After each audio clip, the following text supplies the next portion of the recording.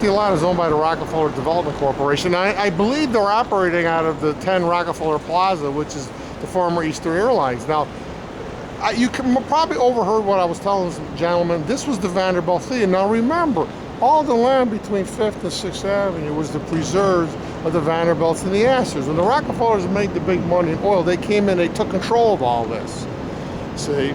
And this was the Vanderbilt Theater. Now, the Vanderbilt Theater was run by NBC at the time. George Clay Shaw, who was indicted by Jim Garrison for conspiracy to kill President Kennedy, performed in this theater. He was an actor, he was a thespian, and it was at the time being run by NBC, which is, okay, headquartered in Rockefeller Center, and NBC was broadcasting basically theater here, radio theater. It was being broadcast, well, all across the nation. And I mean, that's three people who connect with the Kennedy assassination, that connect to 48th Street and Rockefeller Center. This ain't coincidence, folks. This is conspiracy. This is conspiracy. We don't live in this world of coincidence. It doesn't happen.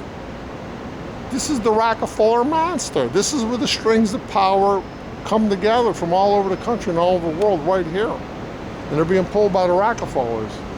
Although David Rockefeller just died a few months ago, he left $500 million in artwork.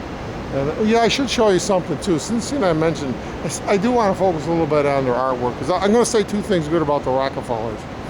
Although they're killers and they're murderers, they have great taste in art. And they're not bigots. They don't believe in big. Their God is the almighty dollar. I mean, they didn't kill Kennedy because he was a Catholic, but they recruited Skull and Bones, like Bush, the Bushes and the Walkers and the Hooker dynasties, because they hated the fact they couldn't sleep nights thinking there was a Catholic in the White House. You know, they were tossing and turning under the covers. We can't have the Catholics were not supposed to rise above line supervisor or ward boss, and now you got a Catholic in the White House who was not going along. He was like Trump. That's why the Rockefellers want to kill Trump. Kennedy was not going along with the Rockefeller dictates.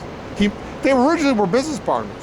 Joe Kennedy was a business partner with the Rockefellers, because Joe Kennedy and the Rockefellers started RKO movie company. I told you, Rockefeller Center is the financial capital of movie making. RKO was the first tenant in the Rockefeller Center. It was a joint co-owned by the Rockefellers and the Kennedys, and they also had interest too, like in the Bethlehem Steel and Bethlehem Naval Shipbuilding, and Percy Rockefeller and Joseph Kennedy were on the board of Bethlehem Steelmaking.